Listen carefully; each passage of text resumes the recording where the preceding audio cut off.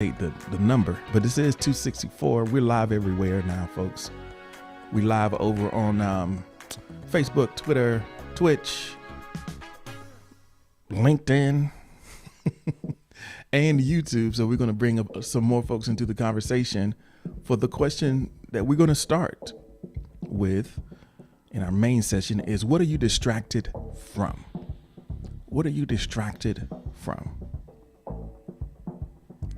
I know we've talked a lot about distractions and where they, like, what we're distracted by, but what are you distracted from? What is it that you're trying to do or intending to do that you are being pulled away from? Because we kind of have to start there, because if you don't have that, if you don't have anything that you are trying to accomplish, then you're not really distracted. You're just out there. I put a post up yesterday on a reel up on Instagram. Shout out to my IG profile. If you're not following me, go ahead. But yeah, if you don't have an intention, if you don't have something that you're going towards, then you're not distracted. You're just doing stuff.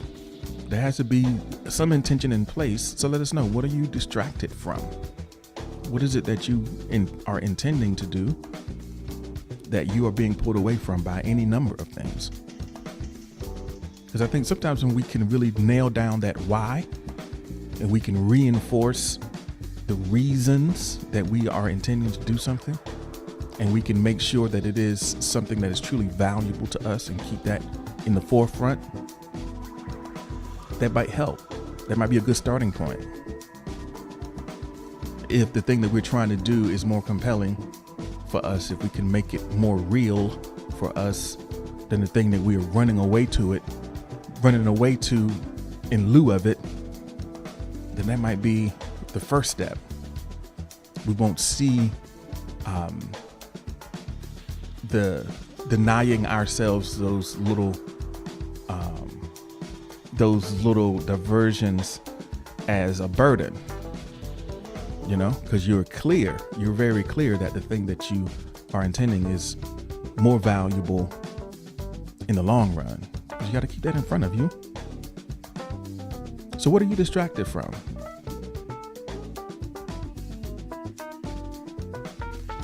Someone anonymously says that I'm distracted from my learning due to uncontrollable circumstances. Still, there are things I could do to lighten the load that I haven't done. So you know that you're trying to learn,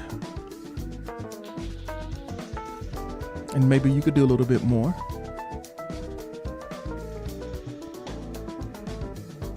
I hear you. A lot of times the things that demand our attention are out of our control, right? We have this very limited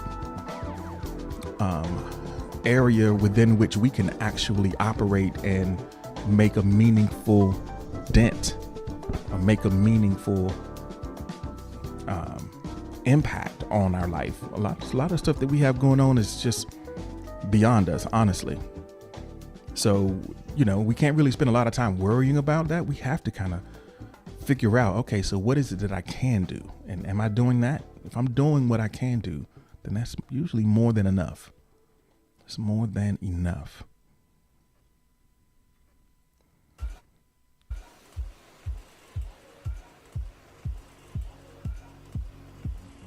So Noble Ancient says, I'm actively distracted from the exact task that I can finish more games with. Did Eminem write this? I'm actively distracted from the exact task that I can finish more games with, almost to the point of interruption. My games have paused due to one task or another outside them. I hope you know what you're talking about, because really getting clear about what that is. I understand that you don't want to tell us, but I hope that you know what it is.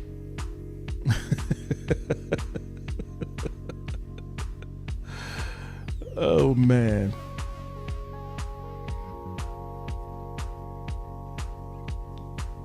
I hope you know what it is. Yes, I do. I know what it is. Well, I hope that you don't talk to yourself that way, because talking to yourself that way is a great place to hide.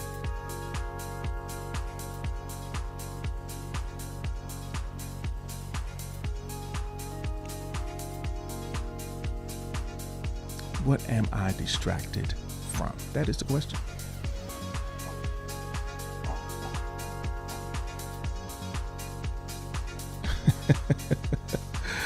Big thumbs and small keyboard. I make mistakes galore.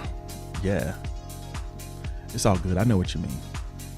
I'll try to be as generous as I can today with regards to deciphering what your intentions are in the chat. So, thinking about what you are distracted from. So there's like this process that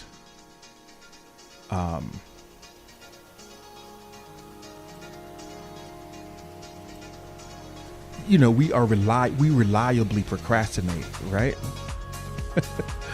We reliably procrastinate on things that we know would be the bomb, and we often run to things that are not going to be good.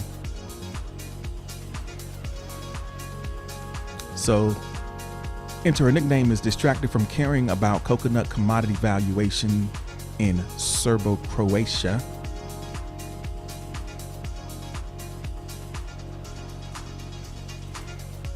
Yeah, that's not worth worrying about though, is it?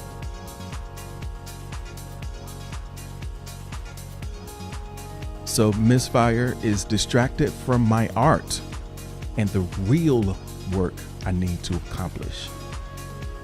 Yeah, getting down to it, getting real. We can busy ourselves with things that, we can busy ourselves with a lot. And sometimes we hide in our busyness. We can use business as a way to hide from what really matters and to give ourselves an alibi to, we can, point to all the things that we've done or all the things that we're doing, or all the things that we are obliged to do. We can point to all the things that are on our plate, and that can be our alibi to keep us from doing what really matters, right? So that's a neat little trick. That's a neat little trick that we do sometimes when we are afraid.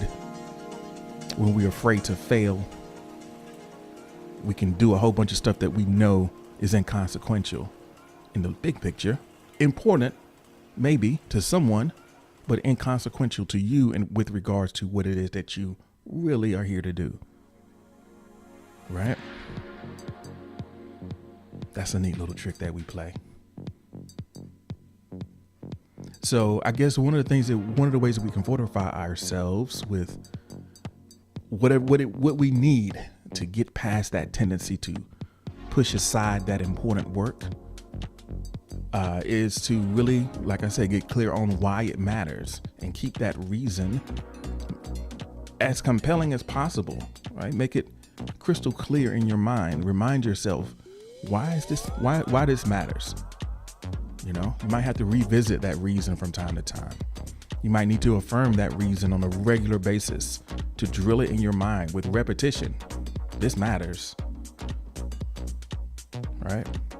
And then maybe you want to learn why it matters. So a lot of times, we have our personal preferences, we have our personal missions, the things that we're trying to do, but sometimes it's helpful to understand the implications, the larger implications of it.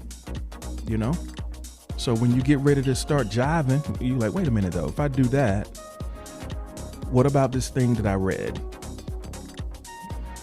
I know where this is going. So you need to immerse yourself in your mission. There's something really powerful about immersion. Get that deep knowledge and it just kind of permeates. It stays front of mind when you are immersed in your work, immersed in the subject, reading about it, learning about it, surrounding yourself with it, engaging with it on a consistent basis makes a huge difference. Eris, welcome. Thank you for joining us. Mommy Luna, welcome. Thank you so much for being here.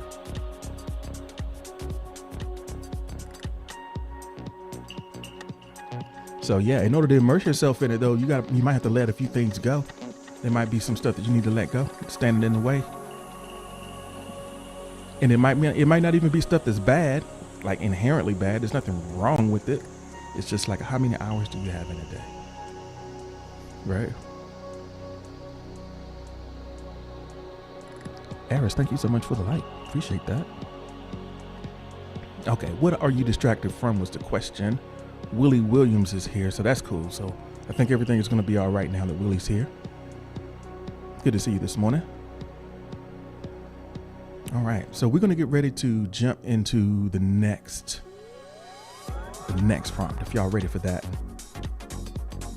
let's go. Let's get it.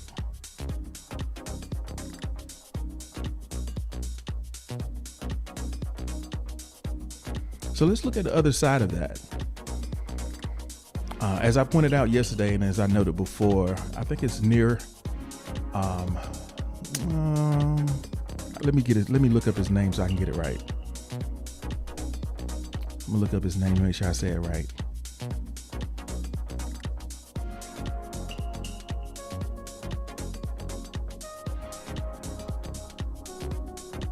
Nir Eyal.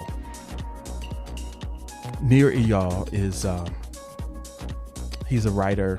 He used to work for tech companies in the past. Like he used to work for, I think he might have worked for Google or someone, but his job was to make the technology as addictive as possible, right? And then he even wrote a book about the techniques used to hook you in, to make it as addictive as possible. But there are a lot of tools within your own brain. The things about your brain that the technology is often designed to take advantage of when you're not aware. But those same things you can use to your advantage. You're still in control. You know, you don't have to be a victim to the agenda of all the things that are seeking your attention and trying to capture it for nefarious reasons. You still have a lot of control. You just have to recognize it. One of the most powerful things that you can sort of use to your advantage is the whole idea of momentum.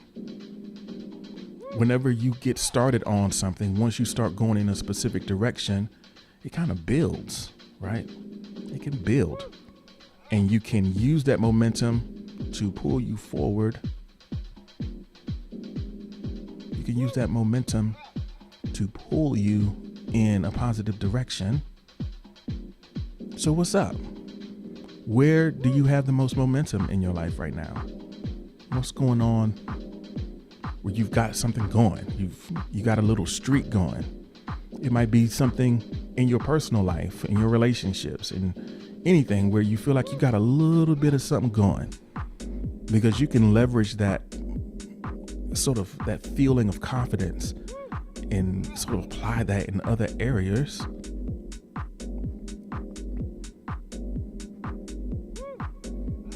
So Butternut Squash says, cultivating healthy relationships is where I'm building some momentum. That's awesome, Butternut Squash.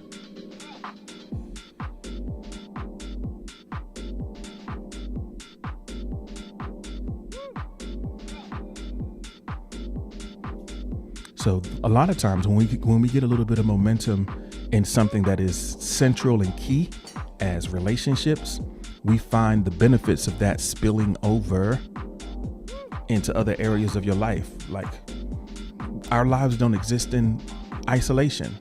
So one positive area of your life can spill over into others as it starts to grow, because you just kind of become the type of person who has all these healthy relationships. And through these healthy relationships, you get the support that you need to achieve what it is you're trying to achieve, to be healthy in other areas. You know, you recognize and realize the value that you have through these relationships.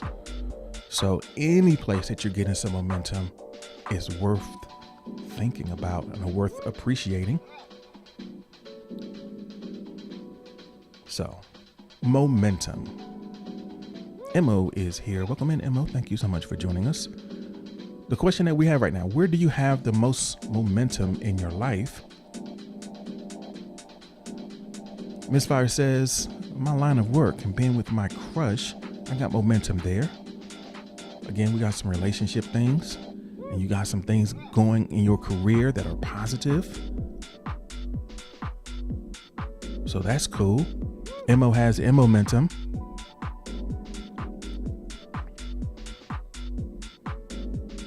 So I think it's an interesting thing about momentum. Sometimes it's not like a straight line forward.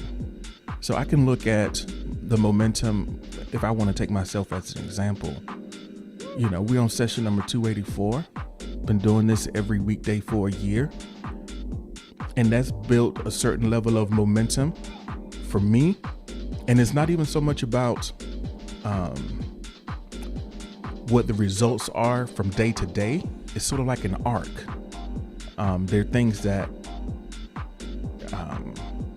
there's something about having this structure as sort of a cornerstone of my day that's blossom into a lot of other positive things.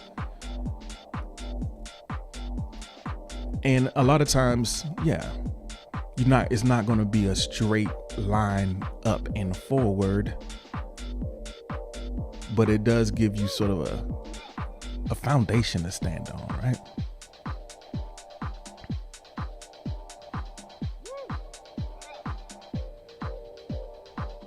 All right. Let's get ready to jump over to the next prompt, if we're ready to do that. Butternut Squad just got to head out. All right, Butternut, thank you so much for stopping through. Enjoy the rest of your day. All right, let's see.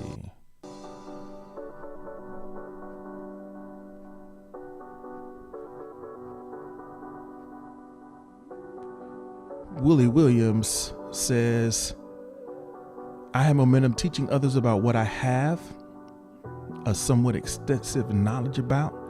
So Willie says, I'm gonna let them know.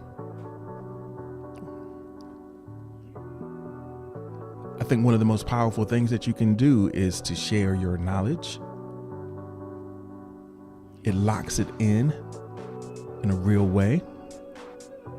Marie, hey Marie, welcome.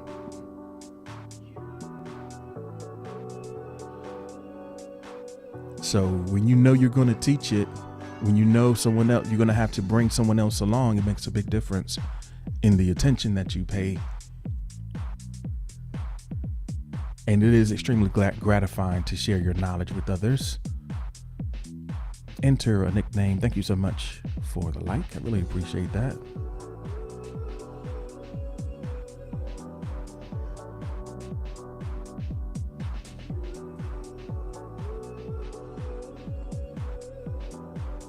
Enter a nickname says, I'm gaining momentum by being a transparent screen for pedant wannabes, aka the viable cellular components for Leviathan. Got a lot of momentum popping off around that. Summers Logan, thank you so much for being here. Welcome in. Where have you gained the most momentum in your life? That is the question.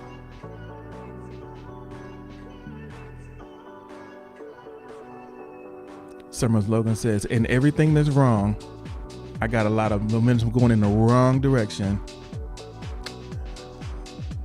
Yeah, it works both ways, right? Once you start heading in the wrong direction, it's easy to keep going that way. So in that case, we got to figure out a way to turn things around, huh?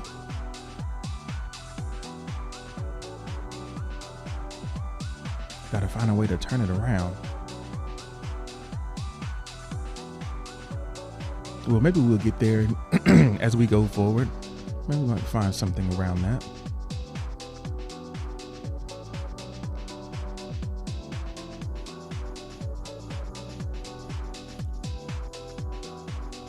It's like, I don't know the answer. Well, I know you might not know the answer. I think one great place to start is to get a little specific, Summers Logan. I know when you say everything, it's hard to approach everything. It's overwhelming to try to approach everything. You have to pick something, right?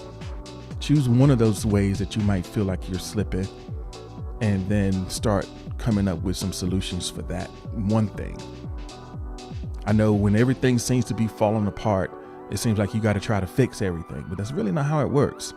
It didn't fall apart all at once, and it's not going to turn around all at once either. You just have to have the confidence you have to have enough hope to try and let the confidence build as you continue to fix or continue to work on one thing at a time.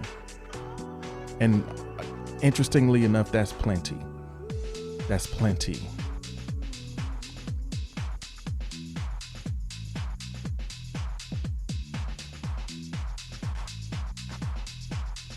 Thank you so much for the like. I appreciate it.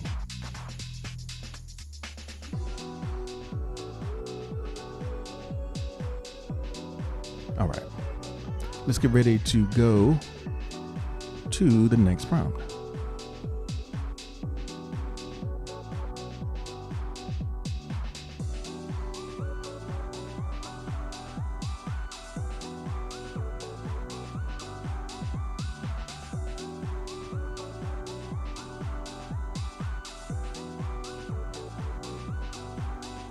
My perception has a better perspective. My body is super dumb. I wonder what that means. What does that mean? You don't have an awareness of your body? I think a lot of us have lost awareness of our body because we do so many things mediated through a screen. We don't get in our bodies enough to tap into that intelligence. So to get a better communication between your mind and body, I guess moving your body is a great way to reconnect it with your mind. So while you are ruminating on things or going over things, try not to be sedentary. Move your body, move out in space, and then you may be able to free up some of that intelligence and some of that wisdom that lies in your body. Maybe you're able to tap into those physical sensations and the ways of knowing that are trapped in our bodies while we're slumped over a screen all day. Straighten up, get some sun on our skin, breathe some fresh air, move a little bit, and see the quality of our thinking change as a result of us connecting it with our body. I know I don't get my best ideas sitting down. So the knowledge is there. You got to reconnect it by moving.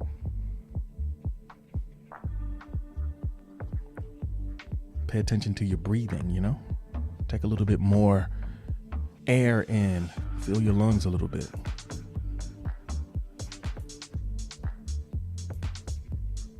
All right. Kurt Cochane is back. What's happening, Kurt? You came just in time we're going to get ready to slide to the next prompt. If you cool with that. We can get that popping. So the next prompt. So this is similar, but we're just trying to drill down.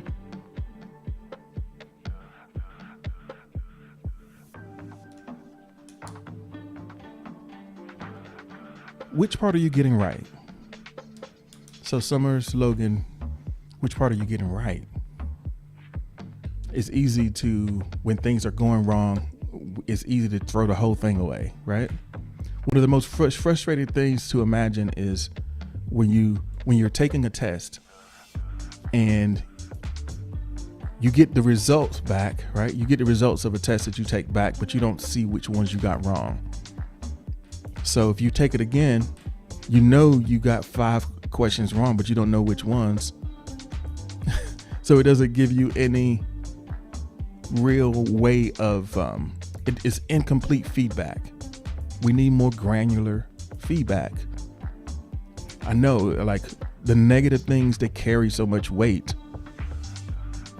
that it taints everything.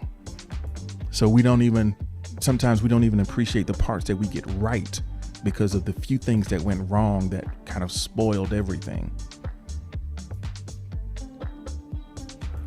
So Queen Earth has joined us. Welcome in, Queen Earth. Thank you for being here. We're talking about the part that we got right. When things go wrong, which part did we actually get right? I know it's something. It ain't all bad. Haven't seen Queen Earth in a minute. I hope that things are going well for you. Give yourself a little credit here. Which part are you getting right? Gotta have something to build on. Sometimes it's hard for us to see that. This is where it's useful to have good people around you who can give you some feedback. And as much as we sometimes shy away from feedback because we don't want to, we don't want to get told nothing, we can't carry that weight sometimes. But sometimes hey, what am I doing right here? Which part do I need to keep? I know everything didn't work out the way I hoped it would, but which part do I need to keep? Because, I got to keep some. I can't throw all of this away.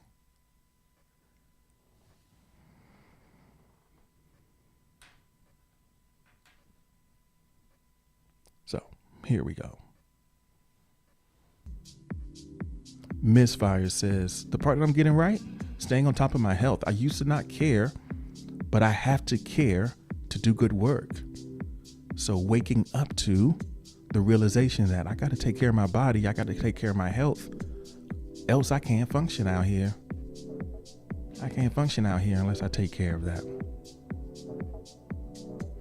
So Summer's Logan is going into a little more detail, talking about maybe that disconnection between mind and body. Says it's as if I'm getting the verbal, but it's as if it's next to some loud sound that I have to shut off in order to listen to the right thing. So you have a crowded mind. You have mixed signals. Don't have enough stillness to be able to get to hear those whispers.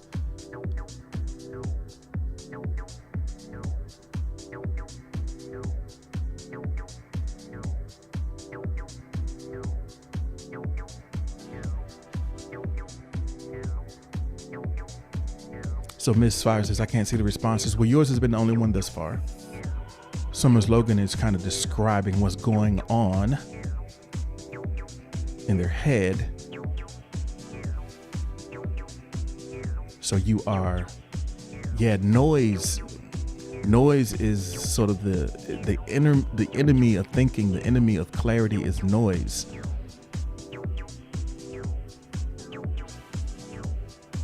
And I think even just like what we were saying before, I think one way to kind of turn down the noise is to unplug. Unplug and just kind of get out and see some trees. If you're around some water, see some water.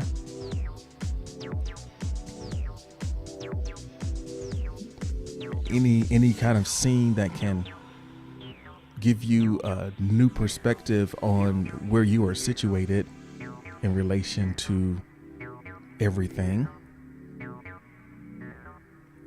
Summer's Logan says, unplugging is the best option. I'll see you later. Peace. Let me do that right now. So yeah, I would say that in most cases, once you have something that you need to run with, go ahead on and run with it. It's like, I got what I need for today. I'm gonna go unplug and go outside, watch the sun come up. Is the sun up where you are right now? Is the sun up for you right now? It is well into the sky. Yesterday was such a warm day. We had like 90-something degrees, 98 degrees. Isn't that the group? Isn't that a boy band?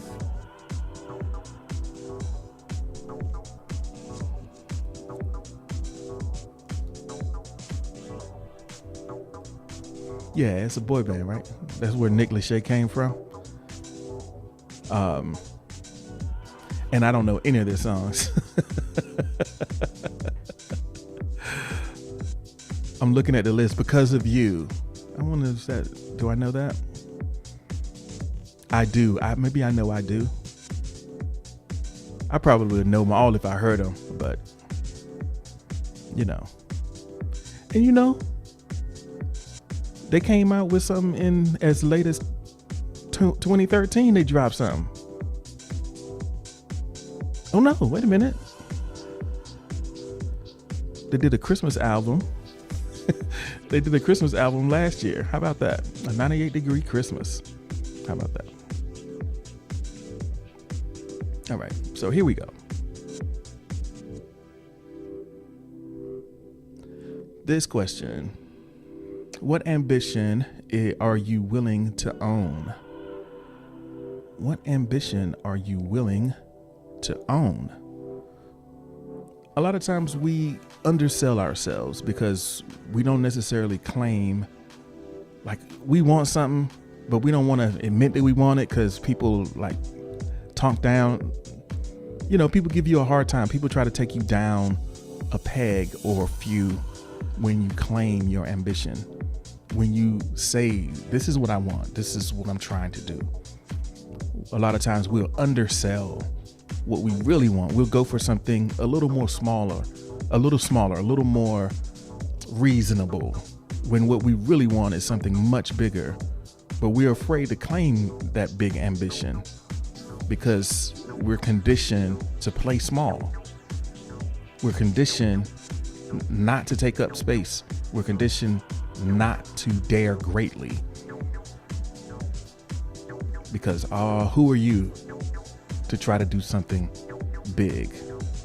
Or remember the last time you tried to do something, that ain't you.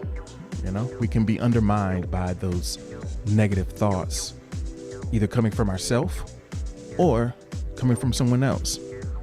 But at some point in your life, you might have had a really big dream. You might have had a big aspiration that you wanted to accomplish. And for some reason, you set that aside. Maybe it's time to pick that up again. Is there something like that for you? I'm wondering.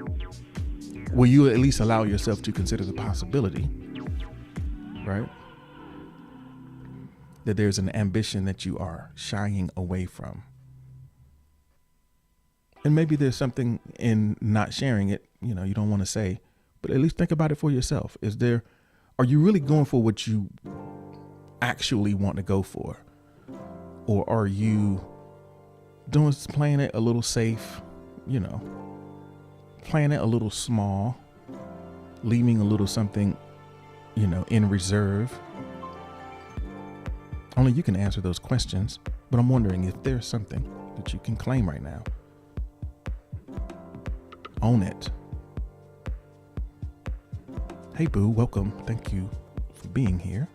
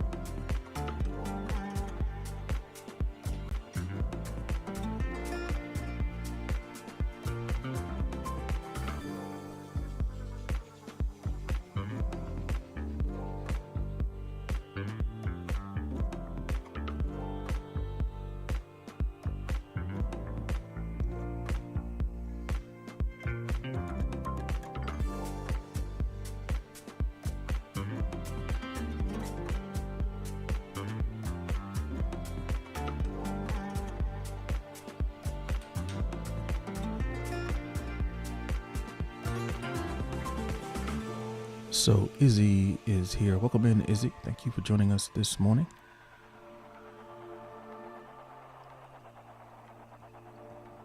For session number, 284? Mrs. Like, is everybody asleep? Hey, yo, probably.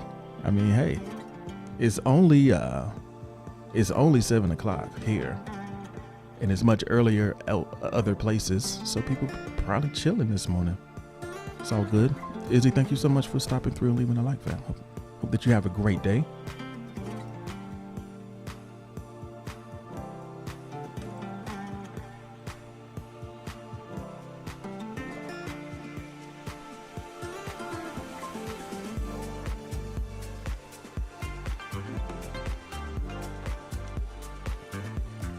That summertime vibe is kicking in. So people,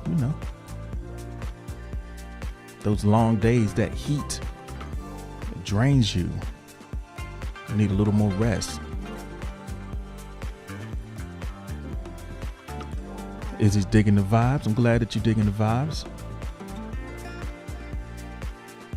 Miss Fire says, the ambition I want to own is my art. I want to own my art. I think the biggest thing is owning the identity of an artist.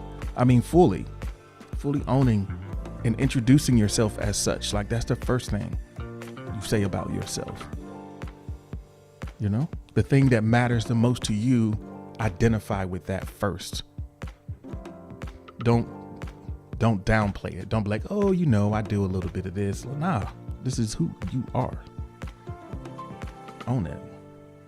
Johnny is here. Thank you for joining us this morning, Johnny.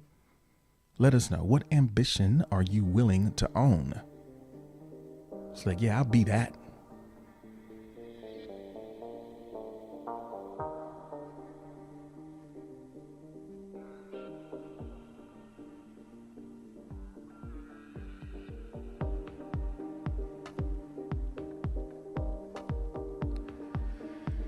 Johnny said, can you explain more? Sure, Johnny. So a lot of times we are in a situation where we're kind of conditioned to think a little small. We're told that, there's something that we deep down want to do, but we don't express it because we've been kind of told that we can't do it. We've kind of believed the story that we're not worthy of it somehow, so we just kind of keep quiet about it. We don't own up to the things that we really want. We play a little small. Maybe it's because of what someone else says, or maybe it's because the things that you say to yourself. Maybe you've experienced some failures that have shaken your confidence. So now you're not even willing to claim what it is that you're actually trying to do all the way, So this is an opportunity to sort of put your stake in the ground and say, no, this is what I am. This is who I am. This is what I want. And I'm saying it out loud, and I'm doing it, No games. Miss, thank you so much for the spoons. Miss says, I'm an artist and organizer. In that order. Is that alphabetical, or is that in that order?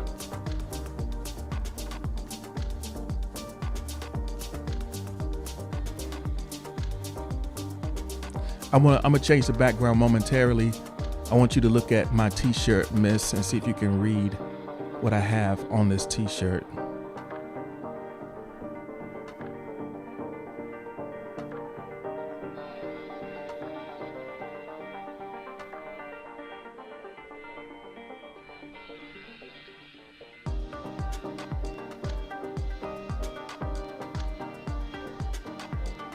Can you see that? You want to screenshot that?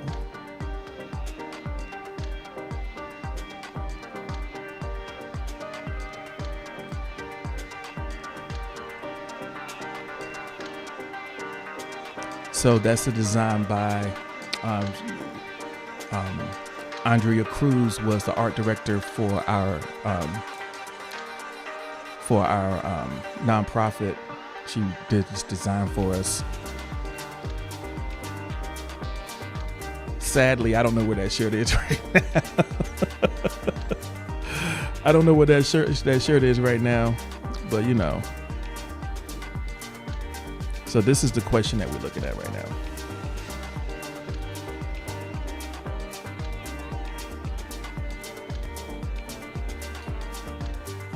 So Johnny says, I am owning my identity as a healer, both in my career and in my poems.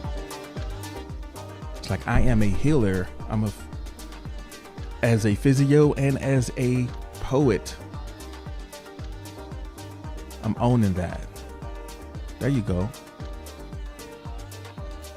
It takes a lot. It takes audacity, and people might, I don't know, might shit on you a little bit. Oh, you're a healer? Really? Is that what you are? Yeah. That's what I am. You gotta be willing to, you gotta be willing to own it. You can't worry about what they say.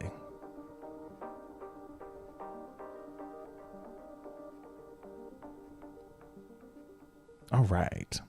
So let's get ready to go into the next bit of the conversation. Oh, actually, you know what? Wait a minute. Is there another one? Yeah, we got another one. Another one. Hold on a second. Yeah, we got another one.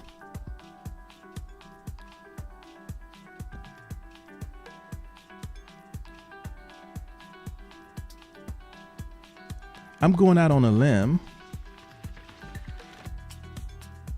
and blank. I'm going to go out on a limb here. Hey, Louie. Welcome in. Good to see you this morning. I'm going out on a limb and blank. So after owning and claiming this identity, then you got to put something. Sometimes you got to put something on the line. You might have to step a little bit out of your comfort zone.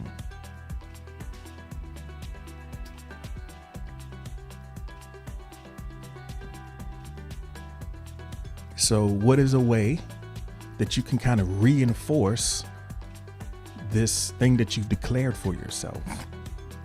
You're going out on a limb. Now that you are saying that this is who you are and this is what you're doing, this is the mark that you are making in the world. A great way to prove that to yourself and to reinforce that identity is to do something sort of out on the limb, out of your comfort zone. So I'm going to go out on a limb and blank. What is one way that you can walk your talk? Be about it, you know? Because I hear you talking, right? What are you going to do with this identity? I'm going out on a limb.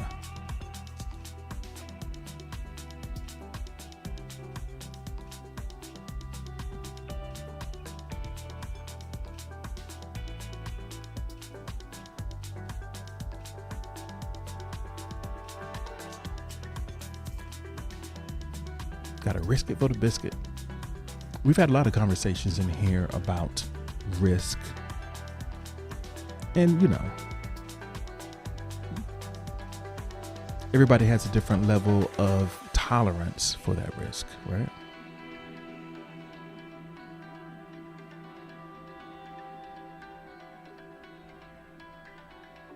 So Misfire says, I'm going to perform new poetry and display my narrative photography.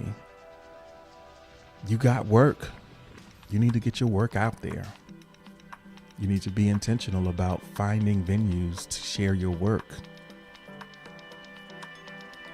because it was made to be seen and heard. I mean, there is definitely work that you do for yourself. You know, there is a part of the creative process that is healing in and of itself, but it can be a little stingy when you think about it, when you don't put it out. It's, you know, worth sharing. And I think that a lot of times we are blocked. We experience what we feel to be, or what seems to be, some sort of writer's block or creative block. The reason that we're feeling blocked is because we have stopped the flow. We've made things and not shared it. And now everything is kind of piling up. It's stagnant. You have to let your work go into the world to create space to continue to make things. You have to make the room. So in order to keep that flow going, you have to share what you have. So if you feel blocked, it might be You need to clean house. You need to share what you already have to make room for what's coming next.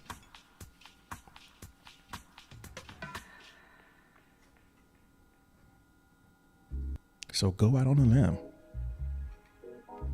And sometimes we don't put our stuff out there because we don't know if it's any good, or we don't want to hear that it isn't any good. We don't want, we want to keep it precious and private, but the impact comes from sharing, and also the growth comes from sharing. So that's why it's out on the limb. That's a part of it.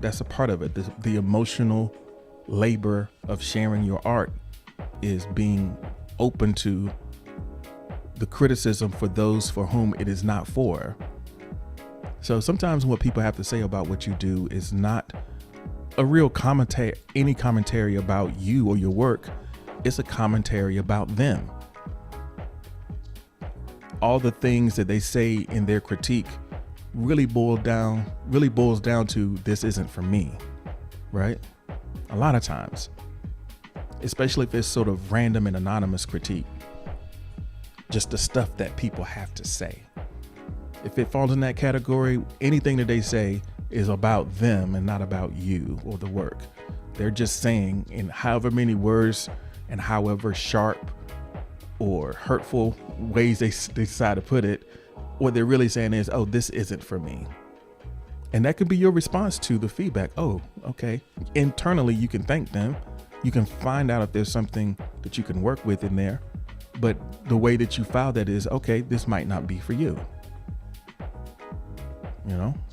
And then they gave you the gift of a clue as to what you might be able to do to get better. So it's a beautiful thing, beautiful place to operate from.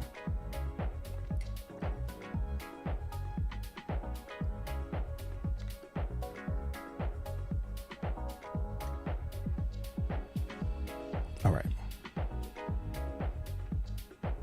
Let's take a second. Here. We're going to do a quick rundown. Let's do a rundown. After we see Johnny's response. People will work with me for my passion, but I will never beg them to follow. People will work with me for my passion, but I will never beg them to follow. Yeah, followers are whack. You don't want people to follow. You want to lead leaders. You want students. You want peers. You want community, right?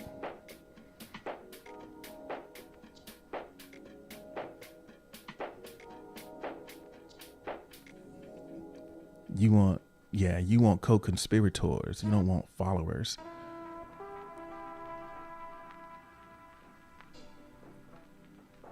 Unless you're trying to start a cult, then of course you want followers. Oh man, you can follow my work, but don't follow me, because you can't really find me. Tim, thank you so much for the like. Appreciate it.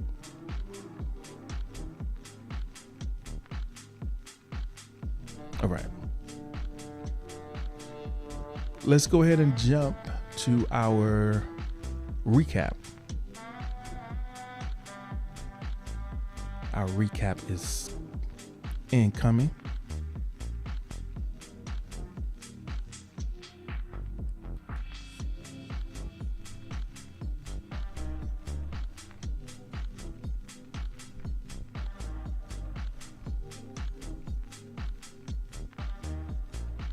All right. So we started with the question, what are you distracted from? Understanding that you have to have an intention to have a distraction, because you could play video games all day, but if there isn't anything else that you're intending to do, the video game isn't a distraction. It's just a choice, right? You can do whatever, any activity that could be a distraction isn't one unless it's keeping you away from something specific. So getting clear about what that is an important part of the process of kind of dealing with and overcoming the procrastination that keeps us from what we intend to do.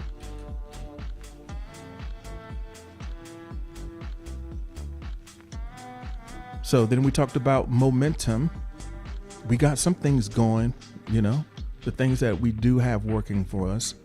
We got a little streak going that kind of ties into the next question of what part you're getting right. We got some momentum. Sometimes it's negative momentum. It's pulling us in the wrong direction. Sometimes it's pulling us towards what we intend. But understanding sort of the current that you are in, we're in a current. We're being pulled in one direction or another. So identifying the momentum and then looking at the parts that we're getting right. Even when things are going wrong, we're doing something right. So it's important to not throw away the part that's working because of the part that isn't. I know there's something beautiful about, maybe not beautiful, but there's something about having a clean slate and starting all the way over.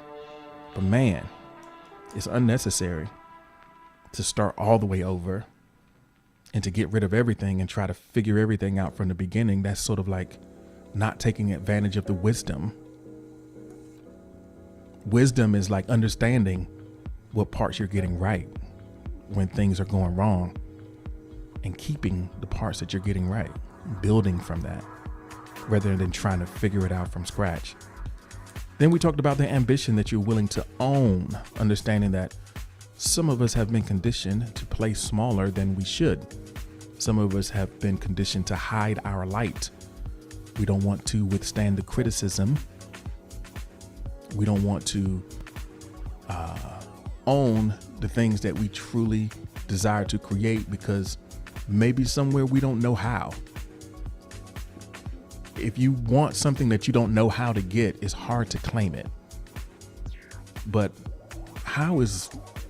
you'll figure that out, right? You'll figure out the how. It's not necessarily to know how to do it. It's figure outable.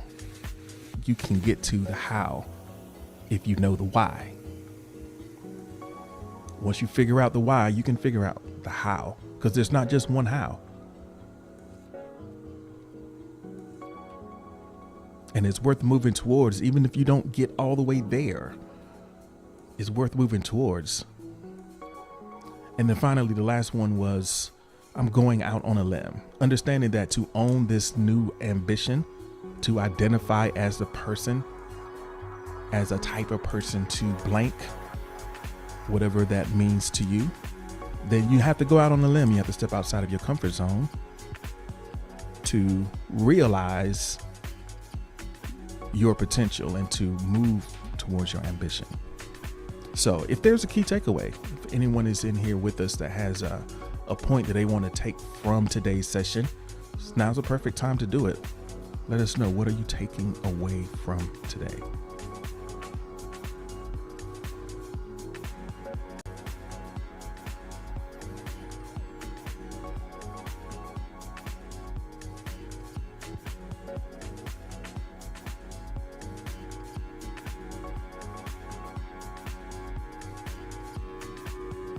So Johnny says, earn your identity. Earn your identity. That's an interesting way to conceptualize that. It's really an expression of a commitment to a growth mindset. Because when you think about it, you're creating yourself. Yes, you have a starting point, but there are levers that you can pull. There are choices that you can make. There are things that you can do to earn the identity that you're seeking, to become the person that you need to be to create what you intend to create, to have the impact that you want to have. It's not about what you were born as. It's about what you create, what you make of yourself. There might be some ingredients, raw materials that you came with. But at the end of the day, is how you put it together and the choices that you make and the efforts that you invest in. So Emma is a teacher. Emma wasn't born a teacher. Emma might have been born with the inclination and the potential to be a teacher, but had to go through the process.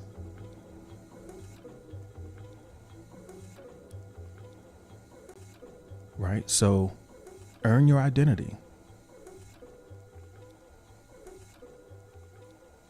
Earn your identity. That's a good one. Yo, it's Marco. Whoa. Welcome. Thank you. Bree, welcome. Thanks for joining us.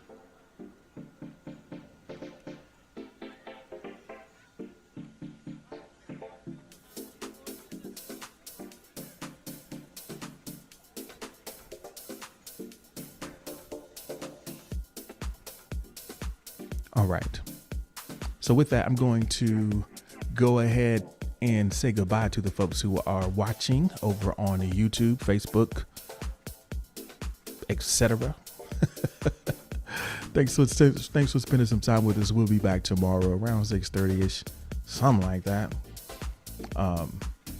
Enjoy the rest of your Thursday. We're going to hang out with the VIPs for a bit longer. We got a little time left over here.